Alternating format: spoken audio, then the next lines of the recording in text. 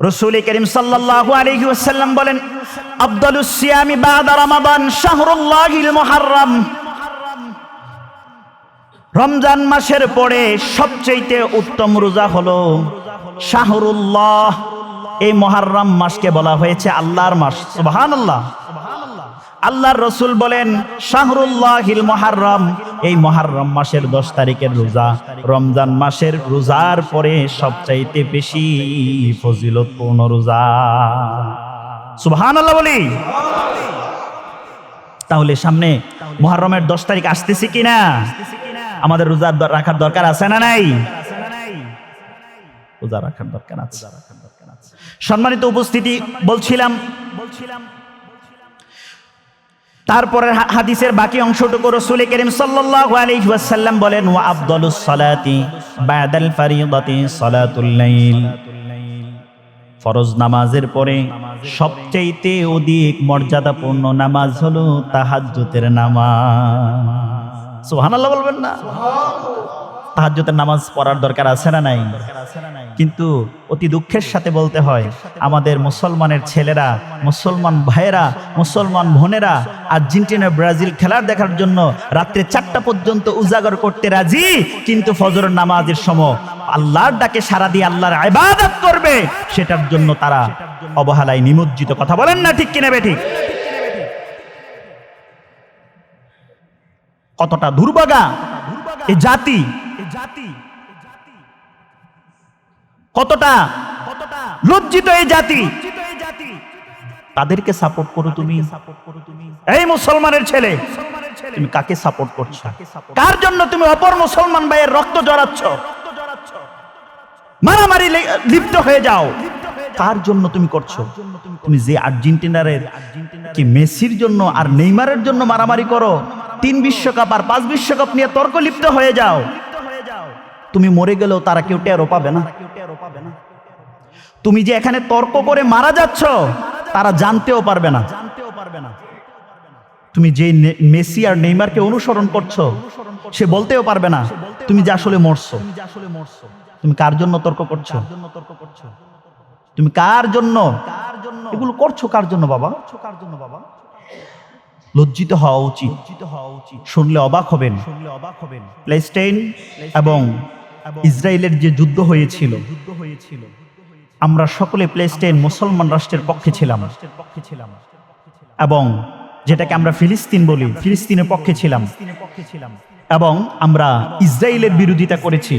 কথা বলেন না ঠিক কিনা বেঠিক? কিন্তু আপনি শুনলে অবাক হবেন, এই যুদ্ধের জন্য তারা যেন আর্থিকভাবে স্বাবলম্বী হতে পারে, আর্জেন্টিনা এবং ব্রাজিল তাদেরকে আরো বেশি পরিমাণ সহযোগিতা করেছে। মুসলমানের বিরুদ্ধে যুদ্ধ করার জন্য সহযোগিতা করেছে বেটা, আর তুমি সেই আর্জেন্টিনা ব্রাজিল নিয়ে তোমার ঘরের মধ্যে তুমি মারামারিতে লিপ্ত। তোমার মতো নির্বোধ মূর্খ, তোমার মতো মুসলমানদের জন্য তুমি বুঝা, তুমি মুসলমান নামিয়া তুমি মুসলমানদের জন্য বুঝা। তুমি কার জন্য তর্ক করছো? কার সাথে তর্ক করছো? যেই বন্ধুর সাথে তুমি মসজিদে শুক্রবার নামাজ পড়তে যাও, একসাথে বসে নামাজ পড়ো, আর্জেন্টিনা ব্রাজিল নিয়ে তর্ক করার কারণে তুমি একজন আরেকজনের চেহারা দেখতে পারো না। আছে না নাই? আছে না নাই? এগুলো সমাজের বাস্তব উদাহরণ, বাস্তব সমসাময়িক কথা। নামাজের তো খবর নাই। যেই ছেলে বলতে পারবে না সর্বশেষ ফজর নামাজ পড়ছে কখন, সেই ছেলে রাত্র 4টা বাজে অ্যালার্ম দিয়ে রাখে, সে ব্রাজিলের খেলা দেখবে, আর্জেন্টিনার খেলা দেখবে, তার দলের খেলা দেখবে। বাইরে তুমি সাপোর্ট করো, তুমি খেলা দেখো, তাতে আমার কোনো মাথা ব্যথা নাই। হুজুর ধর্মের সাথে খেলাধুলা মিশাবেন না। এখন একটা বুলি আওড়াচ্ছে সুশীল। তারা কি? তারা সুশীল না, তারা হলো ইহুদিদের চক্রান্তকারী। কথা বলেন ঠিক কিনা? খেলার সাথে ধর্মের সাথে মিশাবেন না। আরে ভাই, ধর্মের সাথে খেলাকে মিশাইলোটাকে? আমি কি একবার বলছি তুমি খেলা দেখিও না? আমি তো সেটা বলি নেই। আমার কথা হলো, তুমি যেই খেলা দেখার জন্য, প্রিয় দলের খেলা দেখার জন্য তুমি আগ্রহী, রাত 4টা বাজে তুমি বসে থাকো।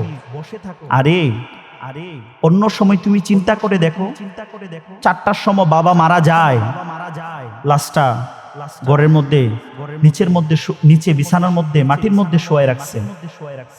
ঘুমে সন্তান আর থাকতে পারে না, একটা বাচ্চা আমি ঘুমাই, আমি কিছুক্ষণ ঘুমাইয়া উঠি, তোমরা কেউ আব্বার লাশের কাছে বসো। বাস্তব কিনা বলেন না? সমাজের মধ্যে যখন মারা যাবে মুরব্বীরা দেখবেন সন্তানরা ঘুমের কারণে বলবে তোমরা একটু বসো, আমি আর থাকতে পারছি না, আমার ঘুমাতে হচ্ছে। আর তুমি দেখতেছো তুমি কিসের সাথে, তুমি কতটুকু স্যাক্রিফাইস করতে পারছো এ দলের জন্য। তুমি যদি আরেকটু স্যাক্রিফাইস চাও, তুমি তো আল্লাহর জন্য করতে পারো, তুমি রাতে তাহাজ্জুদের নামাজের জন্য করতে পারো। মুহররম মাসের সাথে আমরা পরিচিত, কিন্তু এখানে অনেক কিছু বিষয় আছে যেগুলোর সাথে আমরা পরিচিত নই। যেমন ইংরেজি মাস গণনার দিক থেকে যেমন ভাবে জানুয়ারি মাস শুরু, আরবি মাস গণনার দিক থেকে মুহররম মাস শুরু। এই মুহররম মাস কারবালার মাস। এই মুহররম মাস আল্লাহ পাকের অসংখ্য নিয়ামত পূর্ণ একটি মাস। এই মুহররম মাসের ব্যাপারে আল্লাহ পাক রব্বুল আলামিন কোরআনুল কারীমের মধ্যে তার সম্মানে বলেন যে 4টি মাস হলো সম্মানিত মাস। 4টি মাস হলো সম্মানিত মাস। সেই 4টি মাসের মধ্যে অন্যতম একটি মাস হলো মুহররম মাস। সকলে বলেন সুবহানাল্লাহ। আল্লাহ পাক রব্বুল আলামিন সূরা তাওবার 36 নম্বর আয়াতের মধ্যে এই বিষয়ে ইঙ্গিত দেন। এই বিষয়ে আল্লাহ, এত হাই দিও না, নরমাল পূর্বে যেটা ছিল তার চেয়ে একটু সামান্য বাড়িয়ে দাও, যেন কথাটা বুঝতে পারি। আমাকে জোরে জোরে বলতে হয়, না হলে কষ্ট হয় বলা জোরে। হ্যাঁ বলছিলাম, ঠিক আছে। যে কথাটা আরবি মাস এর 12টি মাস। ইংরেজি যেমন 12টি মাস, আরবিতে কয়টি মাস আছে? এই ব্যাপারে আল্লাহ পাক রব্বুল আলামিন সূরা তাওবার 36 নম্বর আয়াতের মধ্যে বলেন। সকলে আমার সাথে সাথে তেলাওয়াত করুন। আউযু বিল্লাহি মিনাশ শাইতানির রাজীম। বিসমিল্লাহির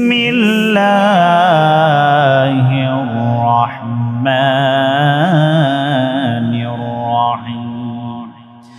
ইন্না ইদ্দাতাশ শুহুরি ইনদাল্লাহি 12 শাহরান ফি কিতাবিল্লাহি يوم خلق السماوات والأرض منها أربعة حرم। একটু আওয়াজ করে বলেন সুবহানাল্লাহ।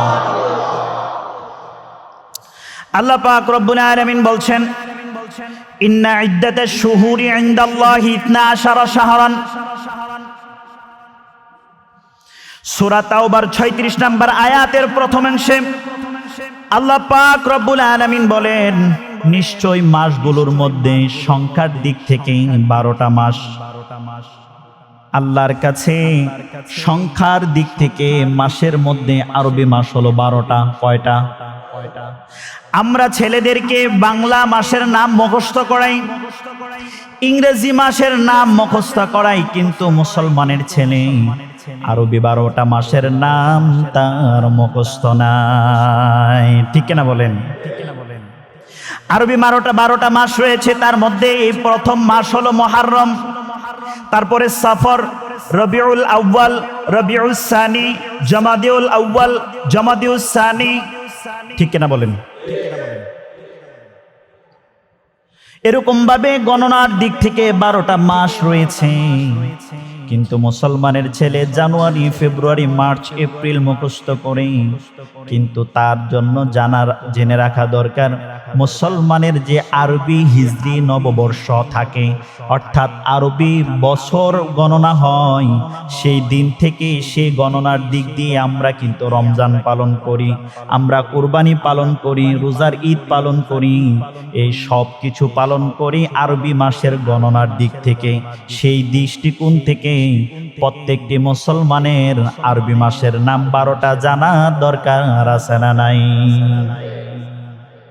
আল্লাহ পাক রব্বুল আলামিন বলেন, ইন্না ইদ্দাতাশ শুহুরি ইনদাল্লাহি 12। আল্লাহ পাক বলেন সংখ্যার দিক থেকে আল্লাহর নিকট আরবি মাসগুলো হলো 12টা। শুধু তাই নয়, ফি কিতাবিল্লাহি ইয়াউমা খালাকাস সামাওয়াতি ওয়াল আরদা মিনহা আরবাতুন হুরুম। আল্লাহ পাক রব্বুল আলামিন বলেন ফি কিতাবিল্লাহ, কিতাবের মধ্যে আছে কি ইয়াউমা খালাকাস সামাওয়াতি ওয়াল আরদা মিনহা আরবাতুন হুরুম। আল্লাহ যখন আসমান জমিন সৃষ্টি করেছেন তখন থেকেই আল্লাহর নিকট 4টি মাস হলো 12টি মাসের মধ্যে অধিক সম্মানিত। আর আওয়াজ করে বলে সুবহানাল্লাহ। 4টি মাস বেশি আল্লাহর কাছে, 12টি মাসের মধ্যে 4টি মাস বেশি সম্মানিত। এখন সেই 4টি মাস কি? সেই 4টি মাস কি? কিতাবের মধ্যে আসছে ইয়াউমা খালাকাস সামাওয়াতি ওয়াল আরদা মিনহা আরবাতুন হুরুম।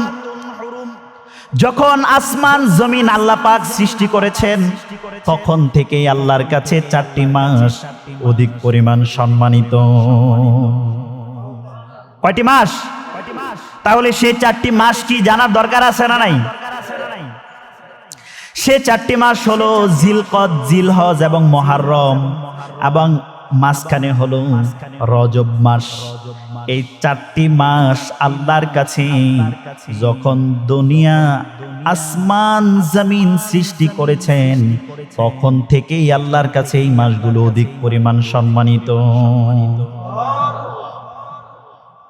তাহলে হুজুর অন্য নবীর শরীয়তে এগুলোর দাম কেমন ছিল? আল্লাহু আকবার।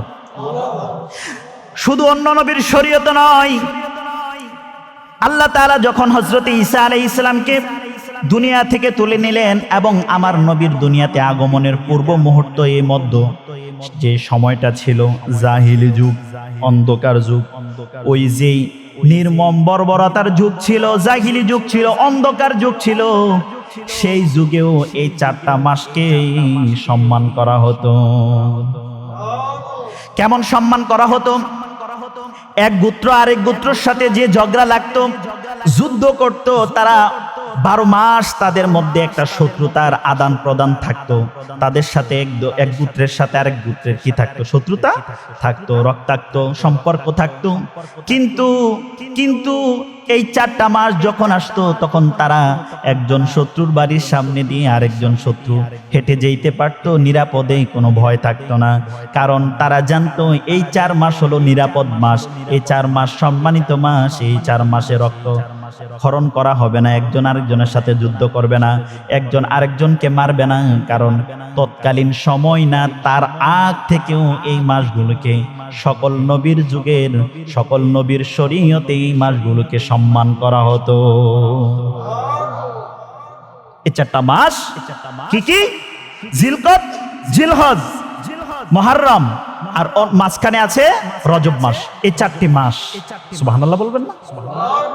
এজন্য আল্লাহ পাক রব্বুল আলামিন বলেন, ইন্না ইদ্দাতাশ শুহুরি ইনদাল্লাহি 12 শাহরান ফি কিতাবিল্লাহি ইয়াউমা খালাকাস সামাওয়াতি ওয়াল আরদা মিনহা আরবাতুন হুরুম।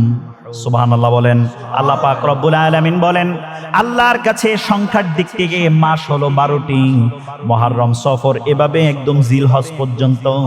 আবার এই 4টি মাসের কথা সম্মানিত আল্লাহ বলছেন, যখন আসমান কিতাবের মধ্যে আসছে, অর্থাৎ আল্লাহর যে বিধানের যে কিতাবগুলো, যে কোরআনুল কারীম, এছাড়াও যে পূর্ববর্তী নবীদের উপরে যেই 103 খানা কোরআন সহিফা নাজিল হয়েছিল, সেগুলোর মধ্যে উল্লেখ আছে এই 4টা মাস হলো সম্মানিত। আল্লাহর কোরআনের মধ্যে বলেন, ফি কিতাবিল্লাহি ইয়াউমা খালাকাস সামাওয়াতি ওয়াল আরদা মিনহা আরবাআতুন হুরুম। যখন আল্লাহ আসমান জমিন সৃষ্টি করেছেন, তখন থেকে আল্লাহ তাআলার কাছে এই 4টা মাস অধিক সম্মানিত। আর আমরা এই 4টা মাসের মধ্যে একটা মাস পাইলাম কি? মুহররম মাস। সুবহানাল্লাহ বলবেন না? এই মাসটার নাম কি? মুহররম। আজকে মুহররমের প্রথম জুমা। অনেক ছেলেরা জানুয়ারি, ফেব্রুয়ারি, 12টি মাস ইংরেজির নাম জানে, কিন্তু মুহররম বলে সে আটকে উঠে। এটা আবার কোন ধরনের? তার কাছে অবাক লাগে, কিন্তু সেই মুসলমানের ছেলে, তার জন্য লজ্জাকর বিষয়। সে হলো মুসলমানের জন্য একটা বোঝা। সে মুসলমানের জন্য বোঝা। মুসলমানের ছেলে আরবি মাসের নাম জানে না, ইংরেজি ফটফটায় বলতে পারে, কিন্তু আরবি মাসের 12টা মাসের নাম জানে না। এটা আমাদের জন্য লজ্জাকর। অবশ্যই অভিভাবকদের জন্য, মা বাবাদের জন্য আরো বেশি লজ্জাকর। আপনার সন্তান 12টি মাসের নাম জানে না। সম্মানিত উপস্থিতি, এবার আসেন এই মাসের মর্যাদা আল্লাহর কাছে কেমন। এই মাসের মর্যাদার দিকে যদি আমরা তাকাই, আল্লাহ রাসূল সাল্লাল্লাহু আলাইহি ওয়াসাল্লাম মদিনার মধ্যে যখন প্রবেশ করলেন, বুখারীর বর্ণনা, আল্লাহ রাসূল সাল্লাল্লাহু আলাইহি ওয়াসাল্লাম যখন মদিনায় আসলেন, এসে দেখলেন ইহুদিরা এই মুহররম মাসেই 10 তারিখে রোজা রাখতেন। সুবহানাল্লাহ বলবেন না? কারা রাখতেন? ইহুদিরা রমজান, এই মুহররম মাসের 10 তারিখে আশুরার রোজা একটা পালন করতেন। তখন আল্লাহ রাসূল সাল্লাল্লাহু আলাইহি ওয়াসাল্লাম যখন মদিনার মধ্যে আসলেন, তখন দেখলেন তাদেরকে রোজা পালন করতে। আল্লাহ রাসূল জিজ্ঞাসা করলেন, তোমরা এটা কিসের রোজা পালন করো? তখন তারা বলল, এই দিনে আমরা আহলে কিতাবদের বংশ উত্তরসূরি। এই দিনে আল্লাহ তাআলা আমাদেরকে কি দিয়েছেন? মুক্তি দিয়েছেন, আসান করেছেন। এই দিনে আমাদেরকে বাঁচাইছেন। সেজন্য হযরত মুসা আলাইহিস সালাম আল্লাহর শুকরিয়া জ্ঞাতার্থে এই দিনে মুহররমের 10 তারিখে একটা রোজা রাখতেন। সেই লক্ষ্য করে আমরাও এই মুহররমের 10 তারিখে রোজা রাখি। রাসূল সাল্লাল্লাহু আলাইহি ওয়াসাল্লাম বলেন, তোমাদের চাইতে মুসার প্রতি আমি রাসূল বেশি হকদার। সেজন্য রাসূল সাল্লাল্লাহু আলাইহি ওয়াসাল্লামের উম্মতের প্রতি রমজান মাসের রোজা ফরজ হওয়ার আগেই এই মুহররম মাসের 10 তারিখে রোজা রাখা ওয়াজিব ছিল। কি ছিল? ওয়াজিব ছিল। অন্য এক বর্ণনার মধ্যে আসছে, রাসূল করিম হযরত আবু হুরায়রা থেকে বর্ণিত, রাসূল করিম সাল্লাল্লাহু আলাইহি ওয়াসাল্লাম বলেন, আফদালুস সিয়ামি বাদা রমাদান শাহরুল্লাহিল মুহররম। রমজান মাসের পরে সবচেয়ে উত্তম রোজা হলো শাহরুল্লাহ। এই মুহররম মাসকে বলা হয়েছে আল্লাহর মাস। সুবহানাল্লাহ। আল্লাহর রাসূল বলেন, শাহরুল্লাহিল মুহররম, এই মুহররম মাসের 10 তারিখের রোজা রমজান মাসের রোজার পরে সবচাইতে বেশি ফজিলতপূর্ণ রোজা। সুবহানাল্লাহ বলি। তাহলে সামনে মুহররমের 10 তারিখ আসতেছে কিনা? আমাদের রোজা রাখার দরকার আছে না নাই? রোজা রাখার দরকার আছে। সম্মানিত উপস্থিতি, বলছিলাম তারপরে হাদিসের বাকি অংশটুকু রাসূল করিম সাল্লাল্লাহু আলাইহি ওয়াসাল্লাম বলেন, ওয়া আফদালুস সালাতি বাদাল ফারিদাতি সালাতুল লাইল। ফরজ নামাজের পরে সবচেয়ে অধিক মর্যাদাপূর্ণ নামাজ হলো তাহাজ্জুদের নামাজ। সুবহানাল্লাহ বলবেন না? তাহাজ্জুদের নামাজ পড়ার দরকার আছে না নাই? কিন্তু অতি দুঃখের সাথে বলতে হয়, আমাদের মুসলমানের ছেলেরা, মুসলমান ভাইয়েরা, মুসলমান বোনেরা আর্জেন্টিনা ব্রাজিল খেলার দেখার জন্য রাত্রে 4টা পর্যন্ত উজাগর করতে রাজি, কিন্তু ফজরের নামাজের সময় আল্লাহর ডাকে সাড়া দিয়ে আল্লাহর ইবাদত করবে, সেটার জন্য তারা অবহেলায় নিমজ্জিত। কথা বলেন না ঠিক কিনা বেঠিক? কতটা দুর্ভাগা এই জাতি, কতটা লজ্জিত এই জাতি। তাদেরকে সাপোর্ট করো তুমি। এই মুসলমানের ছেলে, তুমি কাকে সাপোর্ট করছো? কার জন্য তুমি অপর মুসলমান ভাইয়ের রক্ত জড়াচ্ছ? মারামারি লিপ্ত হয়ে যাও, কার জন্য তুমি করছো? তুমি যে আর্জেন্টিনার কি মেসির জন্য আর নেইমারের জন্য মারামারি করো, 3 বিশ্বকাপ আর 5 বিশ্বকাপ নিয়ে তর্ক লিপ্ত হয়ে যাও, তুমি মরে গেলেও তারা কেউ টেরও পাবে না। তুমি যে এখানে তর্ক করে মারা যাচ্ছ, তারা জানতেও পারবে না। তুমি যে মেসি আর নেইমারকে অনুসরণ করছো, সে বলতেও পারবে না তুমি যে আসলে মরছো। তুমি কার জন্য তর্ক করছো? তুমি কার জন্য এগুলো করছো? কার জন্য বাবা? লজ্জিত হওয়া উচিত। শুনলে অবাক হবেন, প্যালেস্টাইন এবং ইসরায়েলের যে যুদ্ধ হয়েছিল, আমরা সকলে প্যালেস্টাইন মুসলমান রাষ্ট্রের পক্ষে ছিলাম, এবং যেটাকে আমরা ফিলিস্তিন বলি, ফিলিস্তিনের পক্ষে ছিলাম, এবং আমরা ইসরায়েলের বিরোধিতা করেছি। কথা বলেন না ঠিক কিনা বেঠিক? কিন্তু আপনি শুনলে অবাক হবেন, এই যুদ্ধের জন্য তারা যেন আর্থিকভাবে স্বাবলম্বী হতে পারে, আর্জেন্টিনা এবং ব্রাজিল তাদেরকে আরো বেশি পরিমাণ সহযোগিতা করেছে। মুসলমানের বিরুদ্ধে যুদ্ধ করার জন্য সহযোগিতা করেছে বেটা, আর তুমি সেই আর্জেন্টিনা ব্রাজিল নিয়ে তোমার ঘরের মধ্যে তুমি মারামারিতে লিপ্ত। তোমার মতো নির্বোধ মূর্খ, তোমার মতো মুসলমানদের জন্য তুমি বুঝা, তুমি মুসলমান নামিয়া তুমি মুসলমানদের জন্য বুঝা। তুমি কার জন্য তর্ক করছো? কার সাথে তর্ক করছো? যেই বন্ধুর সাথে তুমি মসজিদে শুক্রবার নামাজ পড়তে যাও, একসাথে বসে নামাজ পড়ো, আর্জেন্টিনা ব্রাজিল নিয়ে তর্ক করার কারণে তুমি একজন আরেকজনের চেহারা দেখতে পারো না। আছে না নাই? আছে না নাই? এগুলো সমাজের বাস্তব উদাহরণ, বাস্তব সমসাময়িক কথা। নামাজের তো খবর নাই। যেই ছেলে বলতে পারবে না সর্বশেষ ফজর নামাজ পড়ছে কখন, সেই ছেলে রাত্র 4টা বাজে অ্যালার্ম দিয়ে রাখে, সে ব্রাজিলের খেলা দেখবে, আর্জেন্টিনার খেলা দেখবে, তার দলের খেলা দেখবে। বাইরে তুমি সাপোর্ট করো, তুমি খেলা দেখো, তাতে আমার কোনো মাথা ব্যথা নাই। হুজুর ধর্মের সাথে খেলাধুলা মিশাবেন না। এখন একটা বুলি আওড়াচ্ছে সুশীল।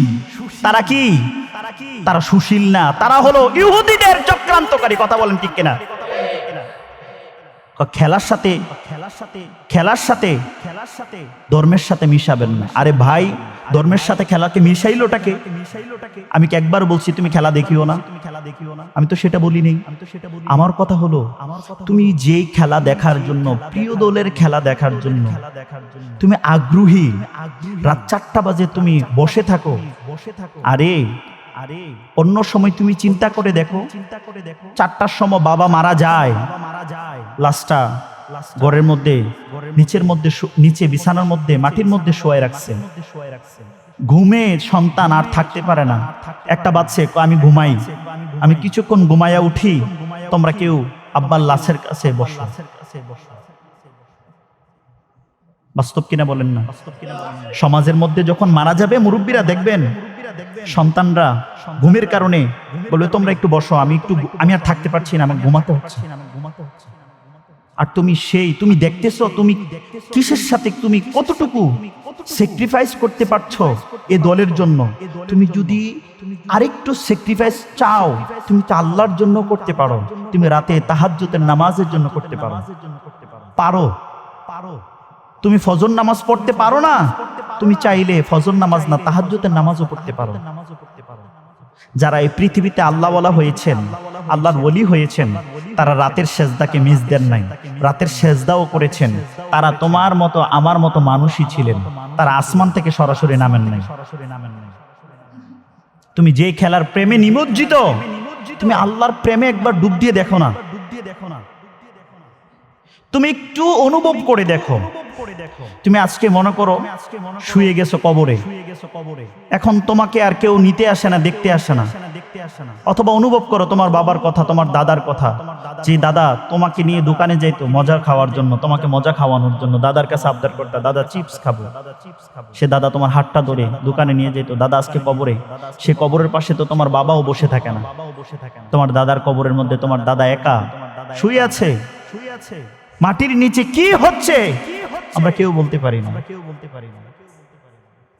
আমরা জানি না আপন বাবা, যে বাবার জন্য এখন যদি বলে সন্তানকে তোমার বাবার জন্য তুমি কি করতে পারো, আমার বাবার জন্য আমি সবকিছু করতে পারি, আমার বাবা যদি বলে এখন আমি আমার গর্দান পর্যন্ত দিয়ে দিতে পারবো, সেই সন্তান বলা সন্তান আজকে বাবার কবরের মধ্যে কি আছে, বাবা বাবা কেমন আছে।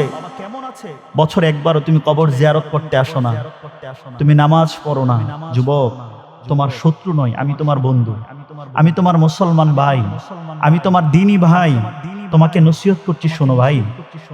তুমি যদি আজকে মারা যাও, তোমার কবরে আর্জেন্টিনা নেইমার নিয়ে তুমি যেই সময়টা অবহেলায় কাটাইছো, তুমি যে জার্সি পরছো, তুমি যেই পতাকা ঘরের সামনে উড়াই দিছো, তুমি কাকে প্রমোট করতেছো? তুমি একবার ভাবছো?